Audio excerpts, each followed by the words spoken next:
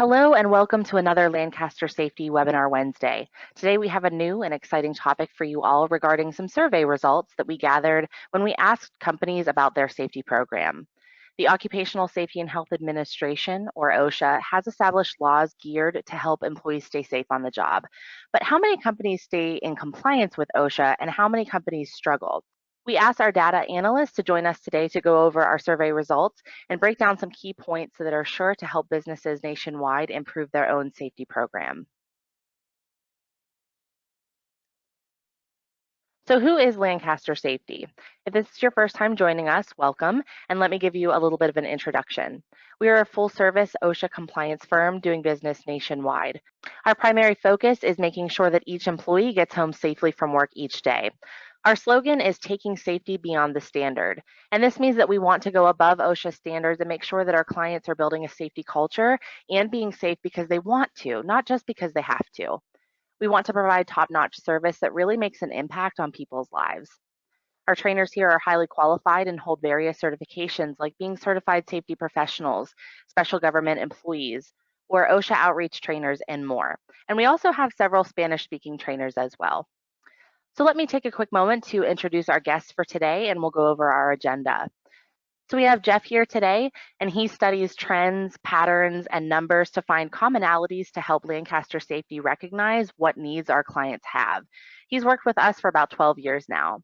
And we also have another Lancaster Safety representative with us today, Nick, who for the past 8 years has helped define what OSHA topics businesses need and consulted on OSHA requirements.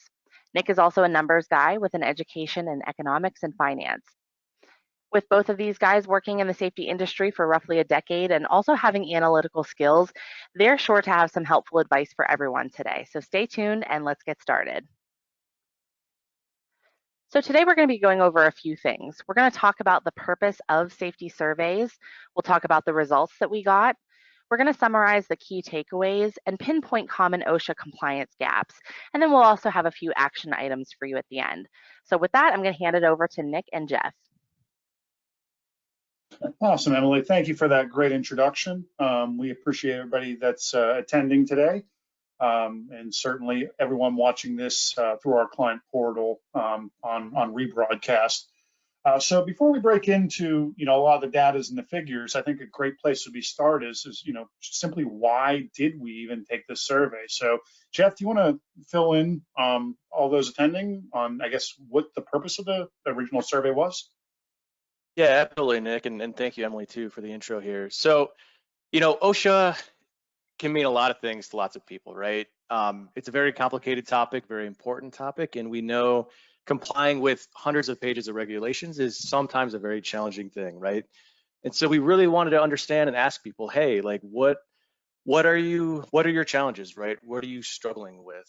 What are you doing well with, right? So that way we can establish benchmarks so that anybody listening here can better understand, hey, should I be doing these things that other companies are doing? What am I lacking, or how can I improve my safety? So at the end of the day, it's about people, it's about safety. And there's still far too many people dying on the job, right? And according to OSHA, approximately 15 people die on the job every single day.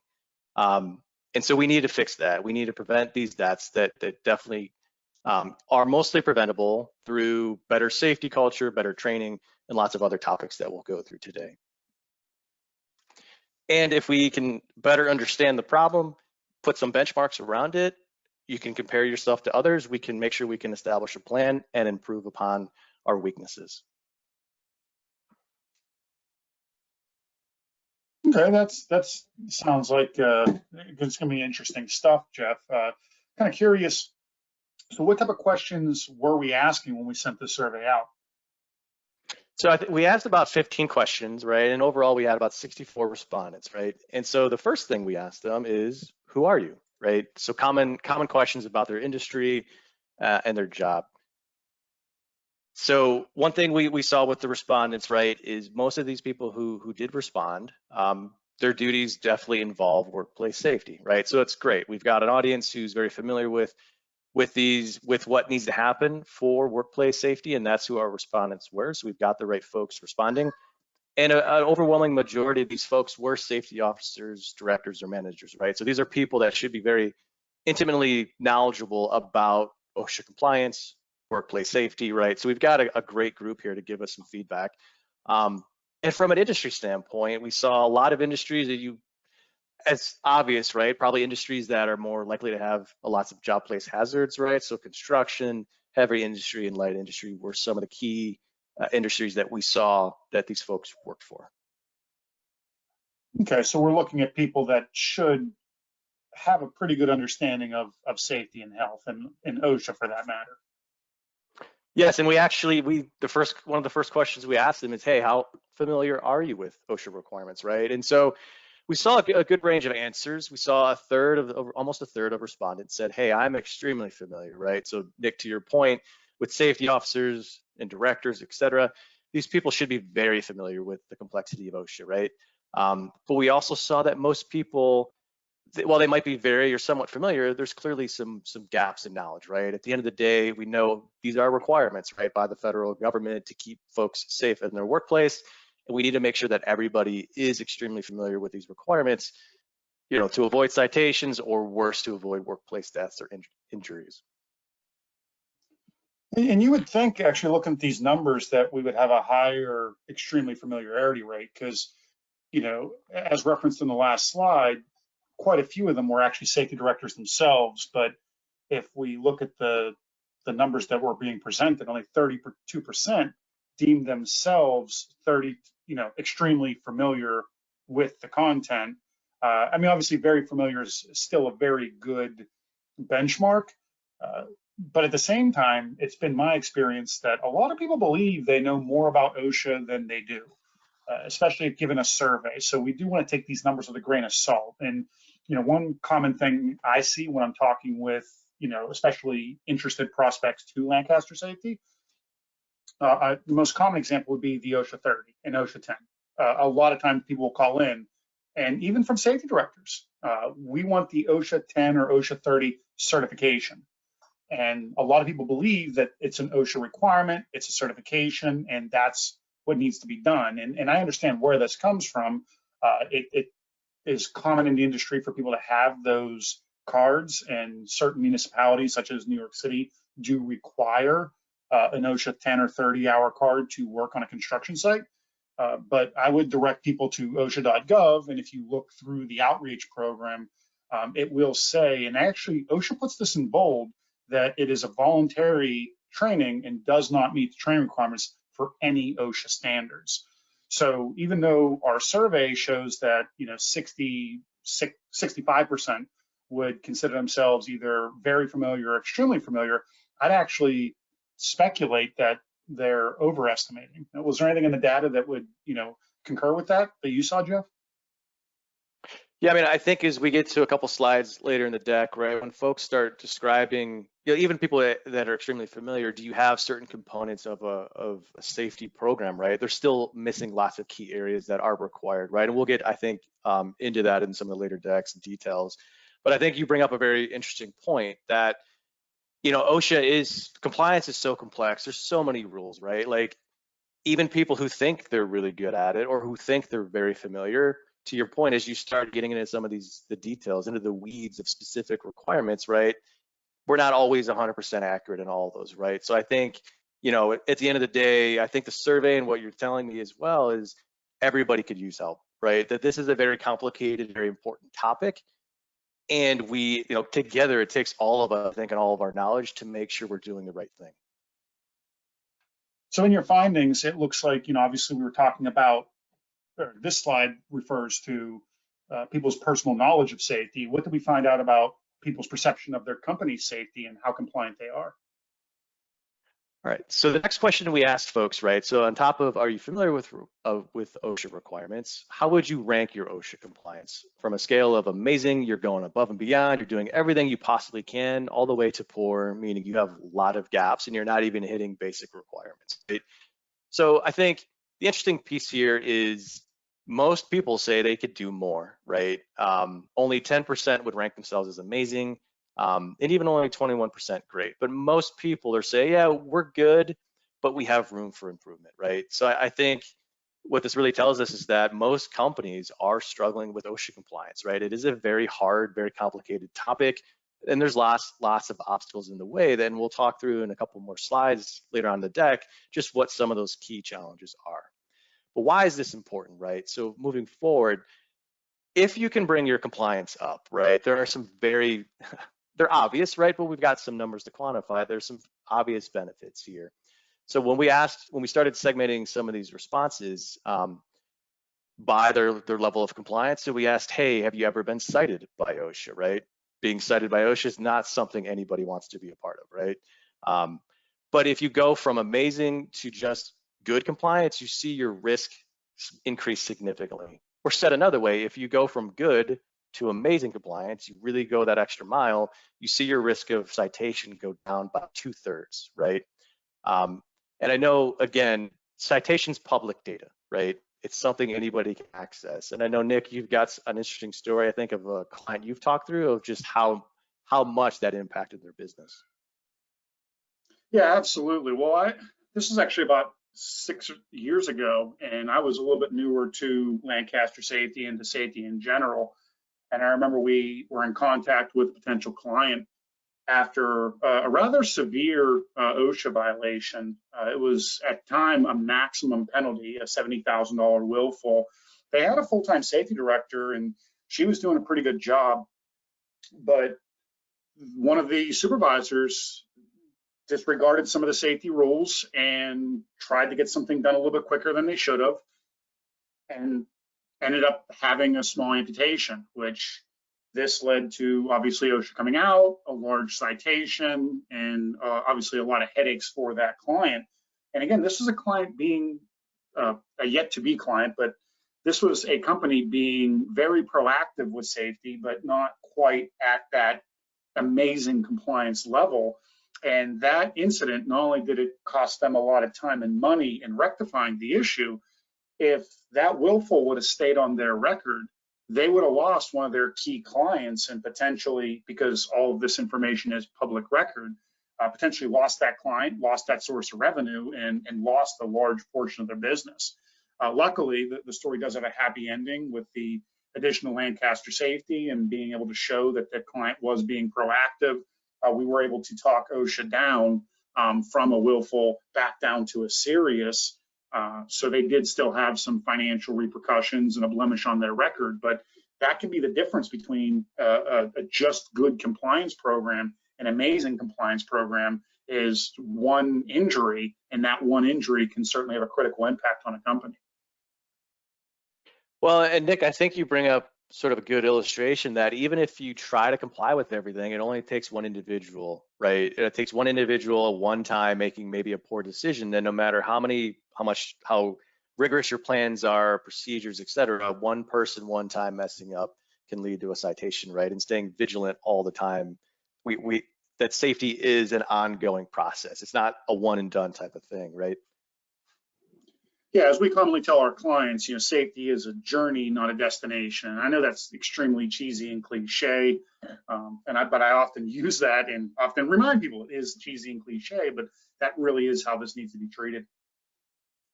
Yeah, no, absolutely, Nick.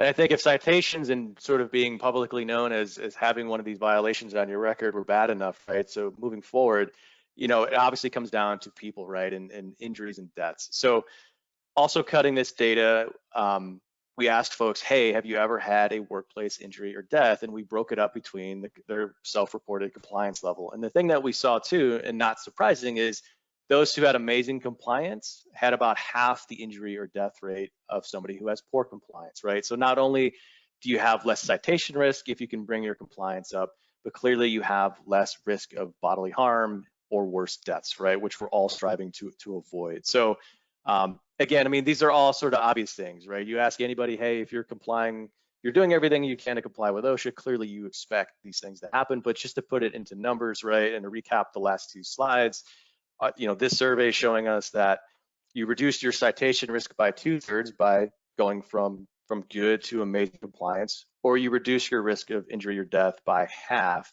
by going from poor to amazing compliance. So getting compliant, going above and beyond, concrete benefits to your workplace health and safety of your workers. And I have a story that really kind of brings this to a head. I have a company I was speaking with, and I don't think they actually ended up ever becoming a client, but I remember in the discussion, and I'll never forget this story.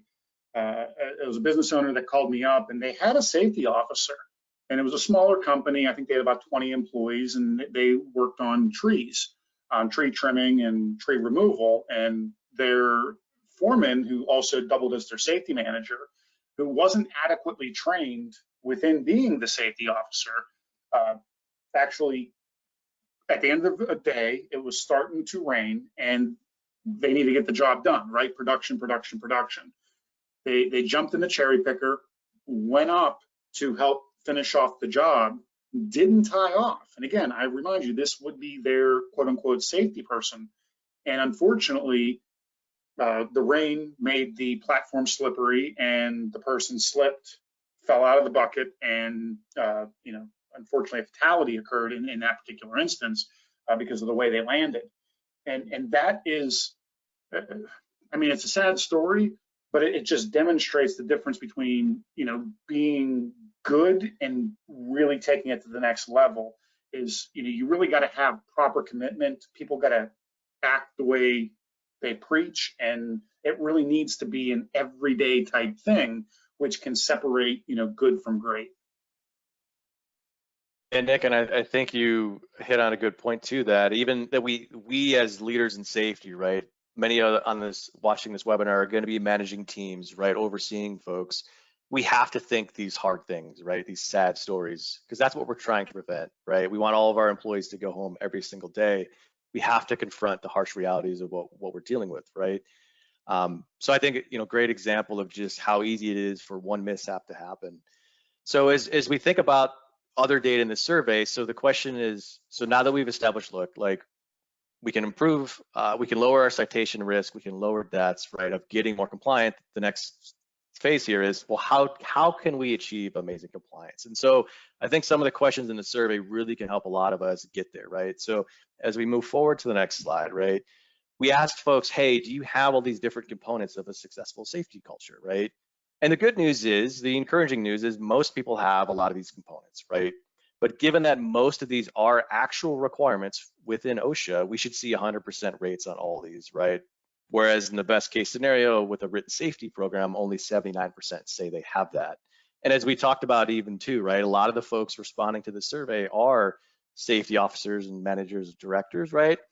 So these are very people that should be familiar with the requirements. And so it's encouraging that a lot of these components exist, but we've got to strive for 100% if we're going to get most folks to get to that amazing level of compliance.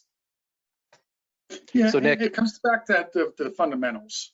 And if you want to be great at anything, at first you need to be good. And one of my childhood heroes was Jerry Rice. And as I grew up and I played a little bit of pee-wee football myself, I remember my coaches harping on, what made Jerry Rice great. And what made him great wasn't necessarily that he was the absolute most talented receiver. Certainly he did have a lot of raw talent, but a big part of his success and what made him great was actually his focus on the basics. And if you watch interviews with Jerry Rice or people that played with Jerry Rice, they'll a lot of times focus on the fact that he was the first one, into practice. He was the last one to leave, spent a lot of time in the film room, but he did a lot of work on things such as route running. 10 years, 15 years into his career, he's practicing how to run standard routes in football. And by having a perfection and mastered ability at the basic level, really helped him build upon those traits and really make him excel in what he did. And that can really be taken into just about every aspect of life. And safety is no different. So when you're really trying to be great at safety, and if you're really trying to excel, and if you want to feel like you're doing better, which obviously from the survey, quite a few companies don't feel like they're at that level. I think instead of looking for some crazy new technology or some, new information or new way of doing, what you're doing, a lot of times it can be actually just rolled back and just double checking, do we have a solid written safety plan? Start with the very basics. The cornerstone of your safety is everything written out? Is it legible? Can people read it? Is it formatted properly? Is it accessible to your employees? When it comes to like job hazard analysis, have you done a job hazard analysis? Do you do regular audits? It doesn't need to be some really complex solution in most cases. And in many instances where companies are lacking, it is just the fundamentals and basics of OSHA compliance and safety itself. So Jeff, we spoke about kind of what people believe as far as their safety knowledge and where companies would rank themselves. And obviously some of those numbers were a little bit lower than what we would have hoped or expected, which is part of the reason why we're holding this webinar to share this information. But what would you say was the main factors that contributed? Did we talk about contributing factors to where companies are struggling to kind of keep up with safety? Yeah, Nick, and that's an actual question that we asked folks, right? So we asked in the survey, amongst all these different sort of questions, are these your challenges, right? And so I think we got some interesting insight to what are the most common challenges folks are facing in improving their OSHA compliance. And the number one, like 3 of these really stand off the chart here, right? Stand out off the chart. Number one is getting everybody together for training. Obviously this gets more complicated. The bigger the business you are, the more employees you have, the harder it is to try to align schedules and say, hey, we're going to do an in-person classroom training with up to say 30 people or whatever the number might be. Trying to coordinate that with various folks' schedules, et cetera, can be a very, very challenging thing, right? So just getting everybody together for training is the number one challenge folks have toward being more compliant with OSHA. But I think the second one too is pretty critical, right? And it kind of goes to some of the examples you'd given in your own experience, Nick, where as much as you try to be proactive as a company, if your employees don't care, which could be more of a worst case scenario, but if even just in that one moment, a tired employee or somebody who's just they're ready to go home, not thinking clearly in that moment, right, can make one mishap. That can be an issue as well. So just getting folks to care about safety and always have that safety mentality, that safety first mentality is the second thing. And I'll hit on the third thing that I think also sort of stands out here. Folks say that, hey, we don't have a dedicated safety manager. But I think the interesting thing with that is a lot of companies don't, especially smaller companies aren't going to have somebody who is dedicated as a safety manager per se as a job title. But clearly somebody at the company can be designated as their safety lead, who's going to make sure that training and their program is up to date, or reach out to a third party if needed, right, for the additional help that they might need. But Nick, I think what's probably most surprising in all this, right, is cost, right? I think you probably have talked to many folks. I'm sure, only 2% of folks in the survey said that we can't afford the cost to comply. That seems surprisingly low. Like, what does your experience tell you about that response? I would find that I guess it would depend on who we're asking and the respondents, but that does seem extremely low, because I think that, and I commonly throw around the saying, everybody cares about safety till it requires time or money. Because it seems like we get a lot of people calling in. We talk with a lot of really passionate companies about safety, but then when it's like, okay, well, we need to take time to train, or we need to spend money to obviously get a professional trainer in there, or to get compliance tools, a lot of times that's where things start to skid to a halt. I also do find it interesting with the not a dedicated safety manager, because that could be actually a good thing. And certainly having a dedicated safety manager is very important in a lot of cases, but sometimes having the village rather than an individual in charge of this and spreading out the workload and getting more people involved, I think could actually be a net positive for a lot of companies rather than a negative. So Nick, obviously, we've talked about here that training is one of the most difficult things for folks to improve their compliance, right? Do you want to talk a little bit more about some of the solutions we might have on how we can improve training for folks? Well, I think one of the things that a lot of companies overlook is the importance of new hire training. we commonly hear people, oh, I'm waiting to get enough employees before we can have this training, or we train people on an annual basis, but when new hires are coming through the door, they're not properly trained. It would surprise a lot of people, I think, to learn that 35% of accidents or injuries are directly attributed to someone being new on the job, and it makes sense. If you're new to a company, even if you worked in the same occupation, anytime you're new and in unfamiliar surroundings, you're expanding the opportunity for potential, missteps or hazards or problems or, issues to arise.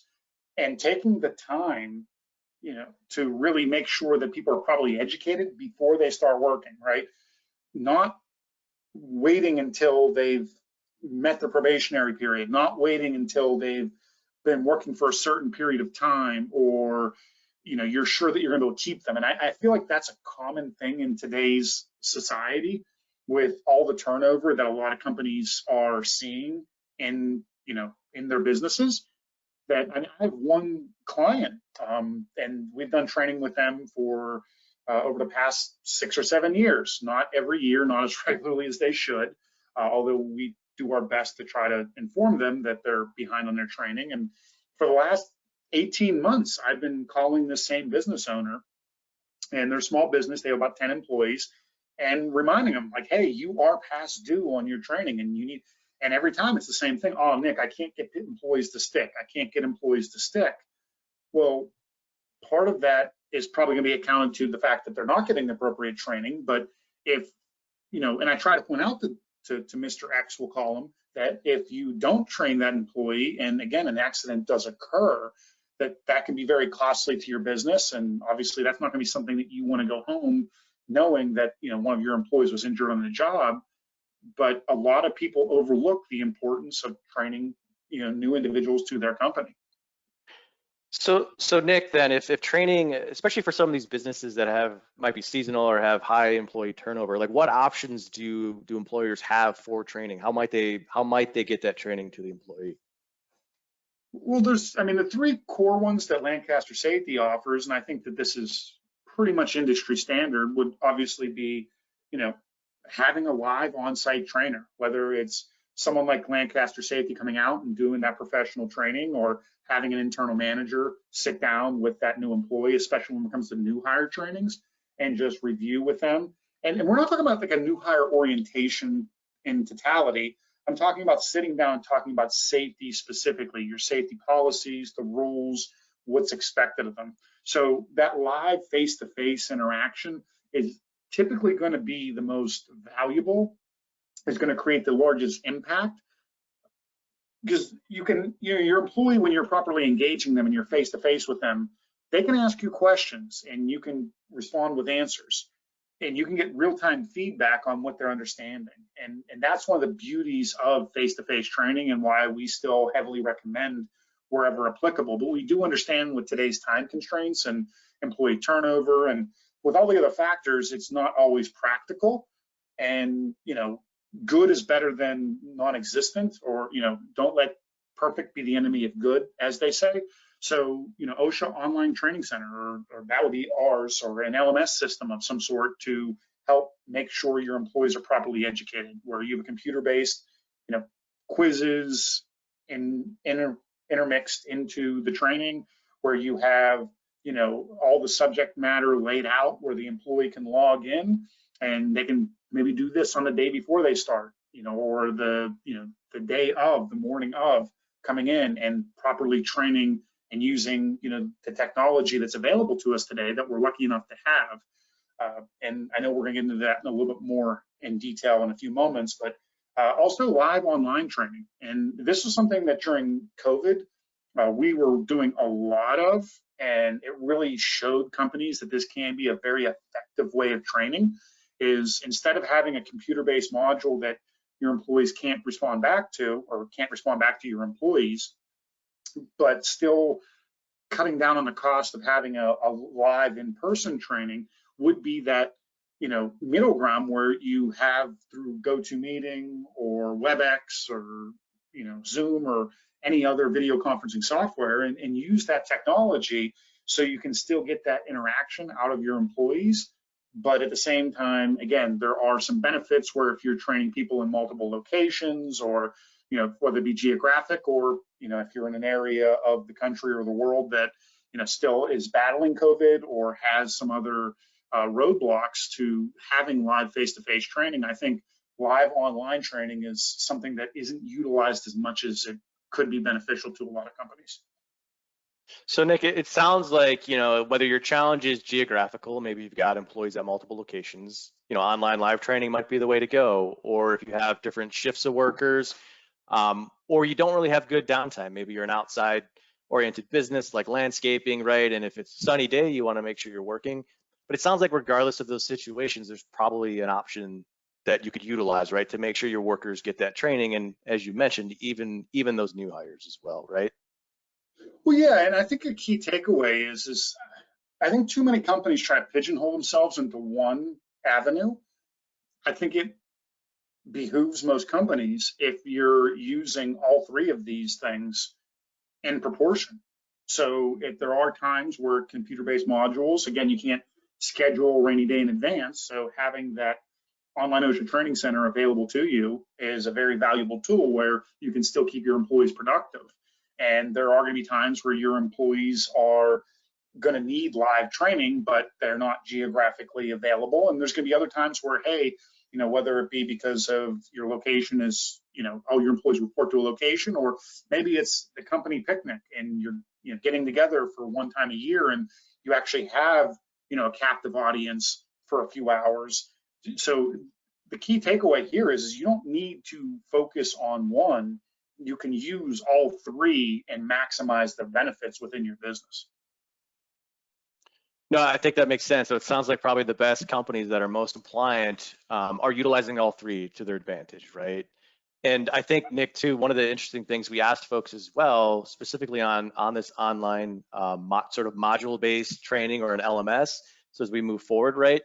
This online LMS, this ability to schedule training, to do it on off time, to do it across shifts, et cetera, right, is one of the most underutilized parts of a safety program, right? So only 38% of respondents said they had an LMS.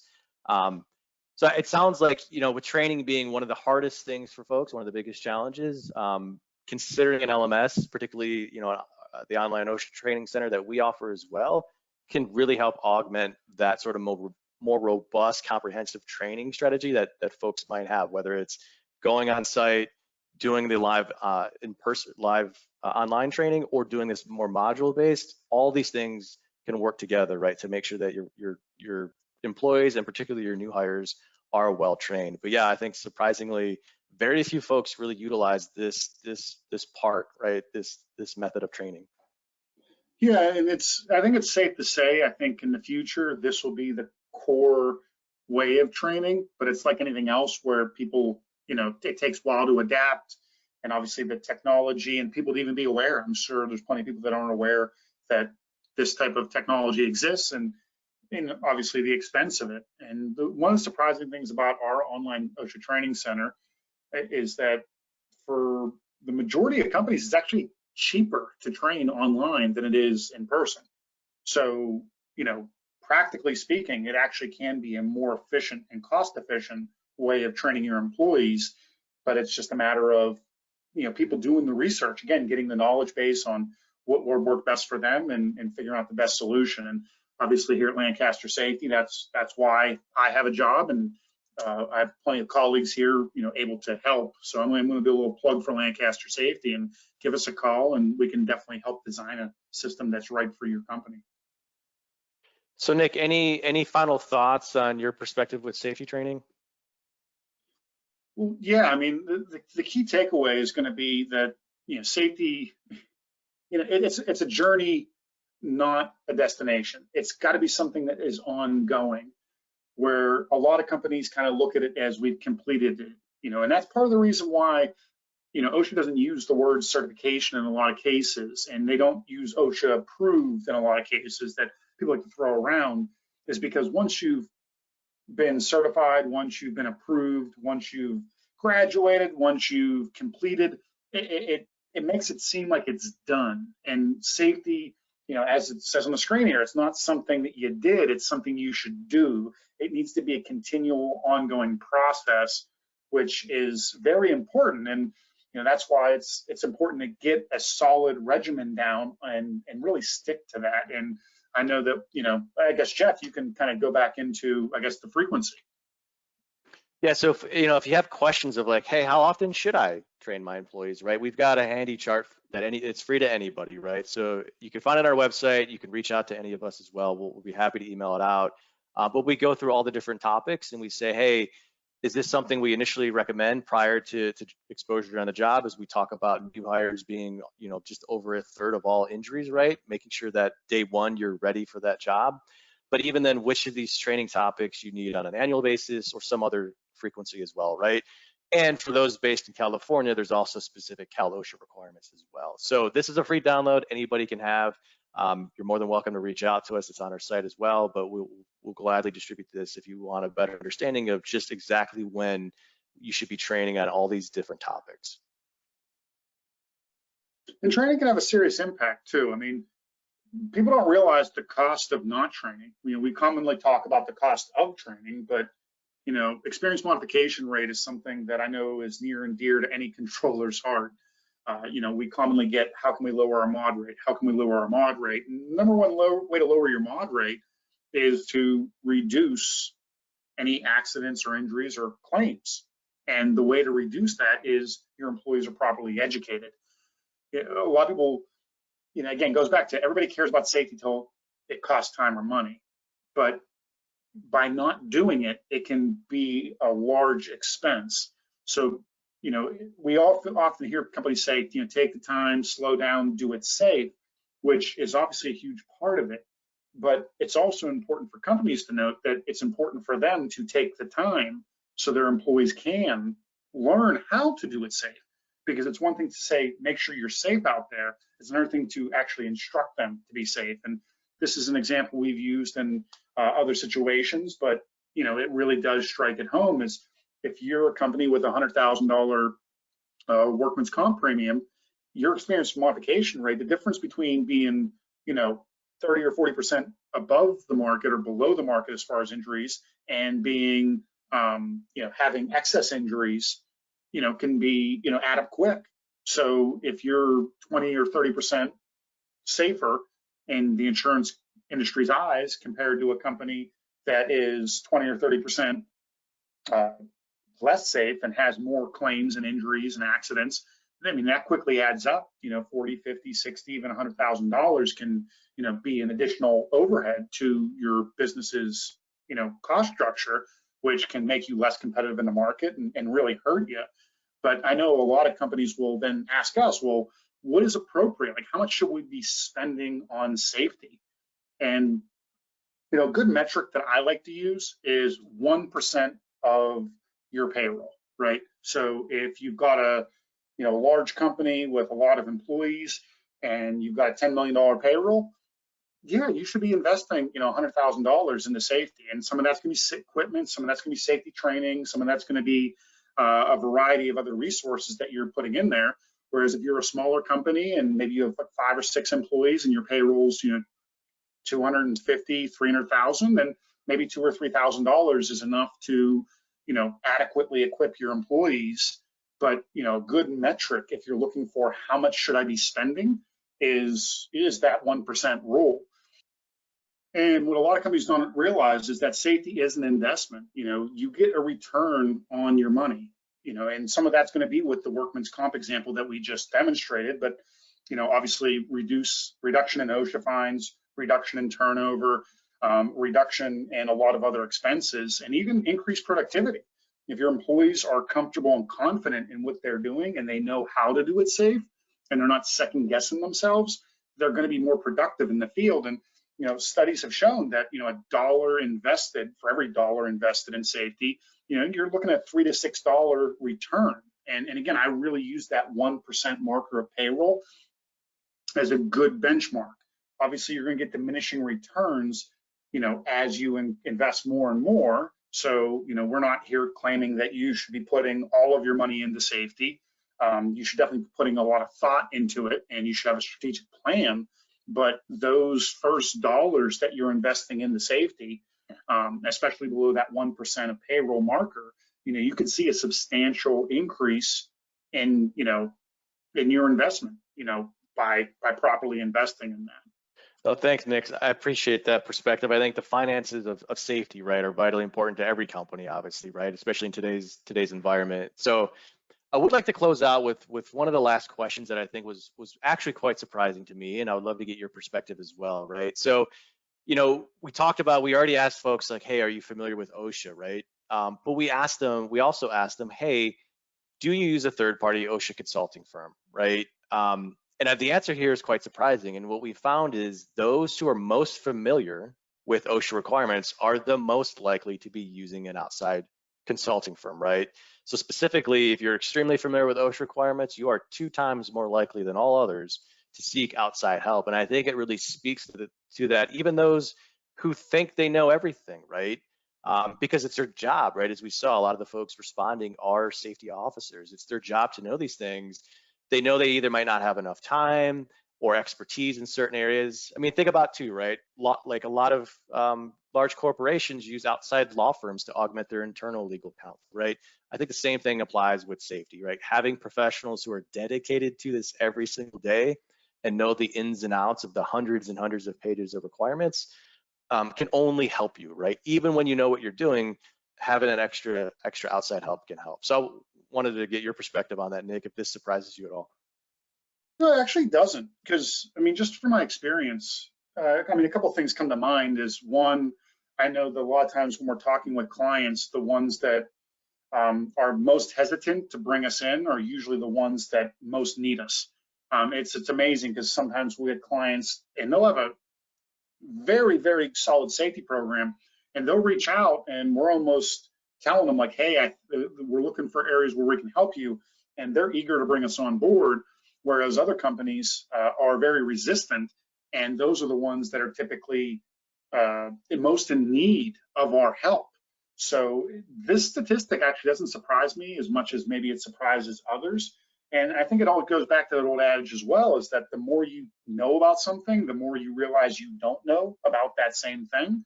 And a lot of experts are, comfortable and confident. And when you have that knowledge base and you're sure of yourself, you're more comfortable asking for additional help, because you understand that where your limitations are, which again would then lead to some of the other things that we found in the survey.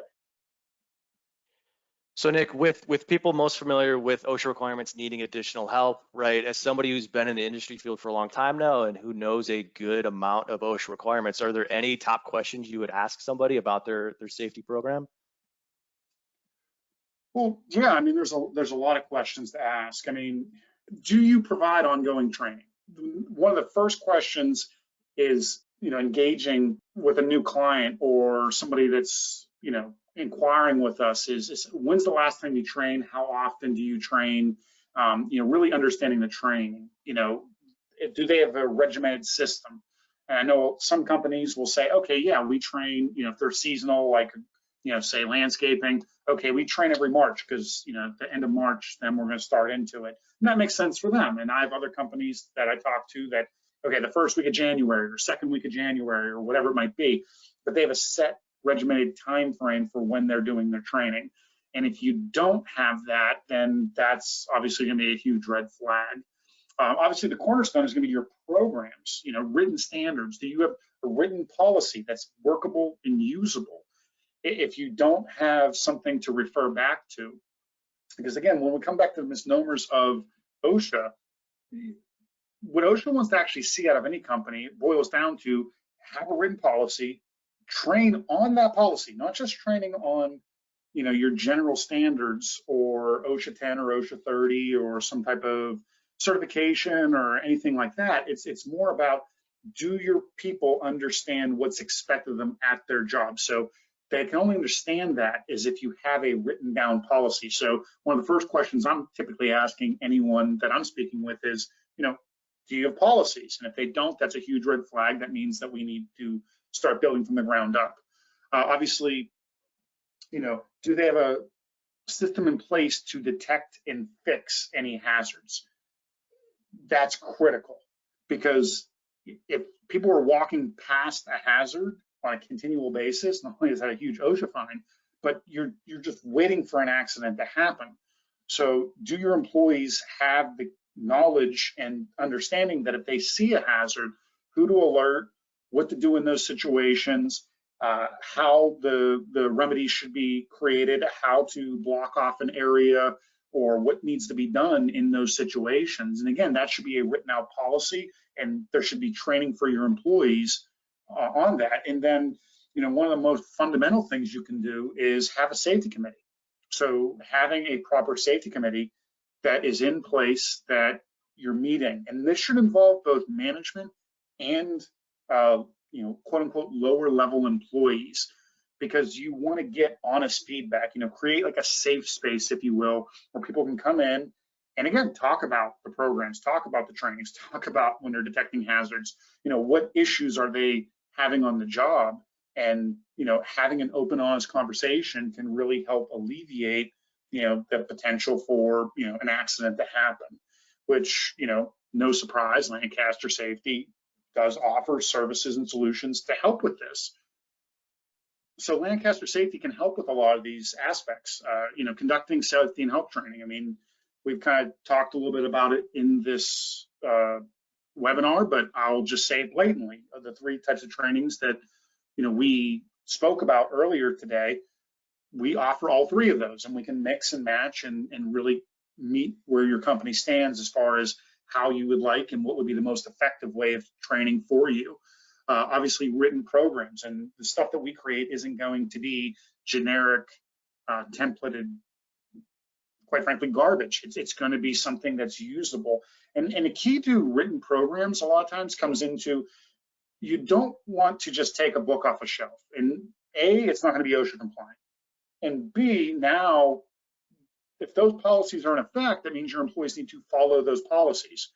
Well, if those policies don't match what you're actually doing, then you're going to need to either rechange your work scope to fit with those policies. And we find a much easier and cost-effective solution would be to write the policies to what you're already doing, because a lot of what you're doing is most likely already fully OSHA compliant. It's probably fully safe and practical, and it works for you. That's the reason why you do it.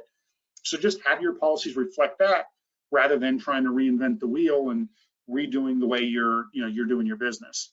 And I'm not going to read through the whole list here, but core services are going to also include things like OSHA assistance and helping detecting hazards and doing audits. And really, we're looking to partner with our clients. So if you're looking for a partner on your safety journey, whether it be to help revamp or create from scratch a safety program, we're happy to help. That's why we're here.